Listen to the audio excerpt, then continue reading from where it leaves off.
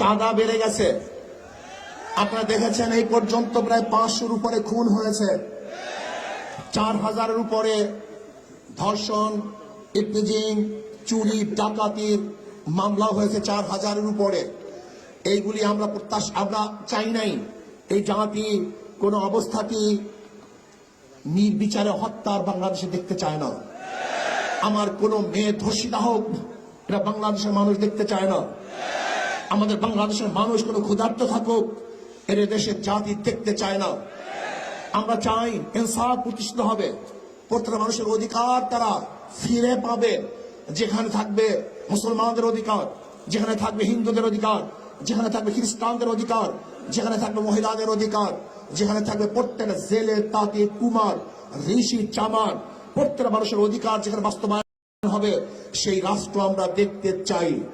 আজকে ভারতকে বলবো, আপনি উস্কানি দিচ্ছেন, পায় পাড়া দিয়ে আমাদের সাথে যুদ্ধ করতে চান। আজকে ভারতের একদম দালালরা আমাদের দেশকে অস্থিতিশীল করার চক্রান্ত করতেছে। আমি বলবো, ইসকন এটা হিন্দুদের কোনো সংগঠন নয়, এটা সন্ত্রাসীদের সংগঠন, এটা যারা রাজনৈতিক সংগঠন, এরা সন্ত্রাসবাদ কায়েম করতে চায়, এই দেশকে ধ্বংস করতে চায়, এই ভূখণ্ডকে ধ্বংস করতে চায়। আমি অন্তর্বর্তী সরকারকে বলবো, ইসকনকে নিষিদ্ধ করুন। অল্প সময়ের মধ্যে ইসকনকে নিষিদ্ধ করুন। আর ভারতকে বলবো, আপনি আমাদের সাথে যে যুদ্ধ করতে চান, ভারত কোনদিনই আমাদের সাথে বন্ধুত্ব পরিচয় দিতে পারে নাই। ভারত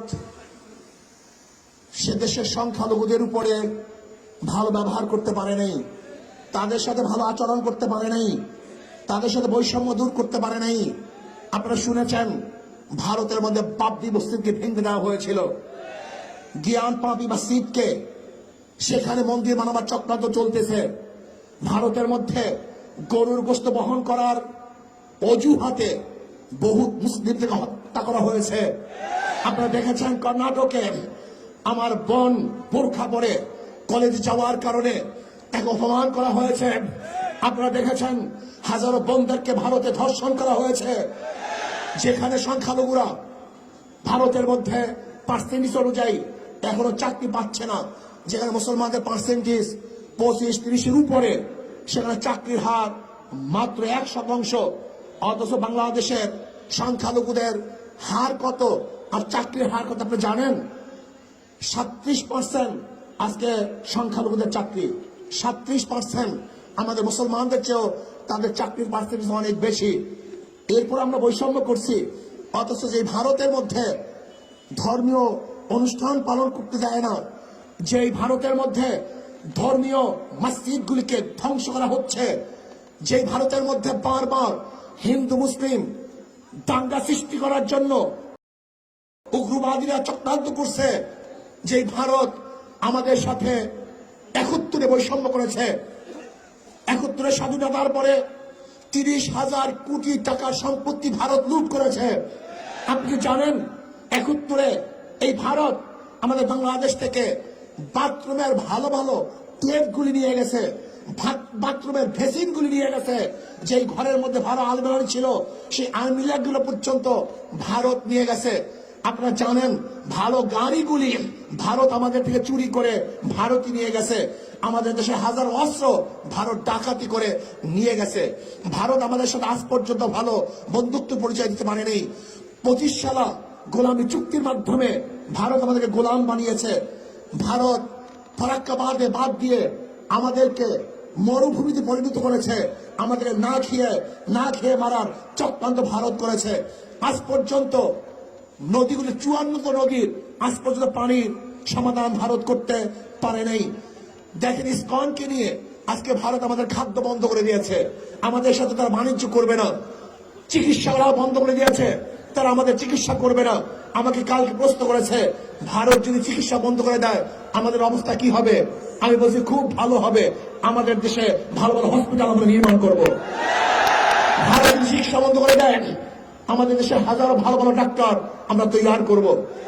ভারত যদি খাদ্য বন্ধ করে দেয় আমাদের বাংলাদেশের প্রত্যেক মানুষের সঙ্গে কৃষক হয়ে যাব, আমি নিজে কৃষক হয়ে যাব। বাংলাদেশে 1 ইঞ্চি মাটি খালি থাকবে না।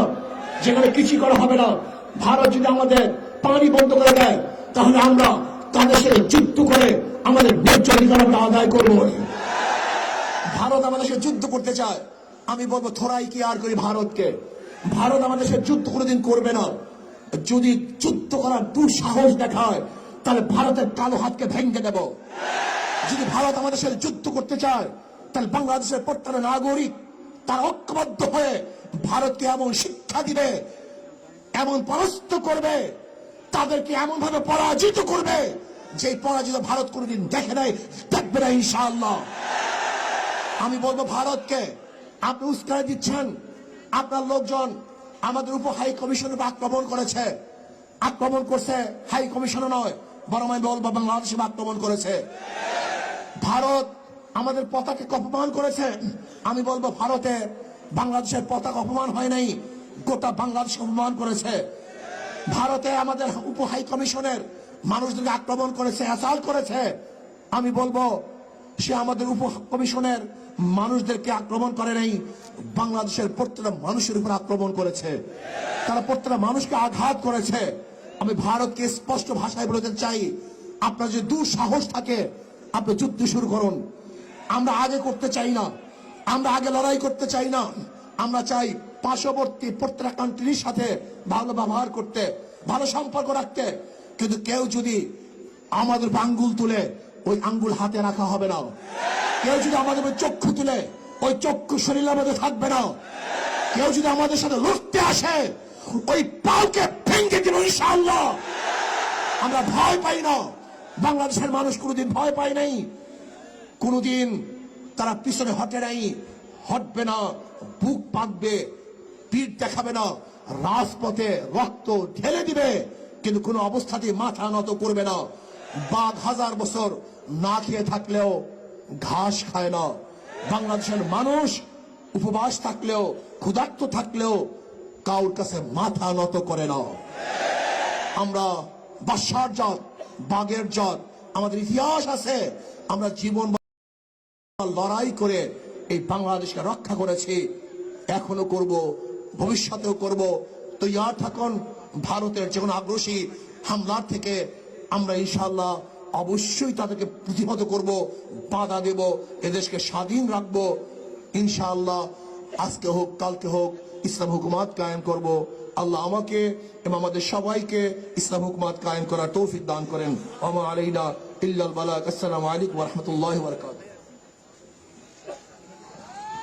সংগ্রামী সাথী ও বন্ধুগণ, সম্মেলনের এ পর্যায়ে বক্তব্য রাখবেন ইসলামী আন্দোলন বাংলাদেশের সংগ্রামী প্রেসিডিয়াম সদস্য, ঐতিহ্যবাহী চরমনে জামিয়া রশিদিয়া হাসানাবাদ কামিল মাদ্রাসার স্বনামধন্য প্রিন্সিপাল অধ্যক্ষ মাওলানা সৈয়দ মুসাদ্দিক বিল্লাহ আল মাদানী।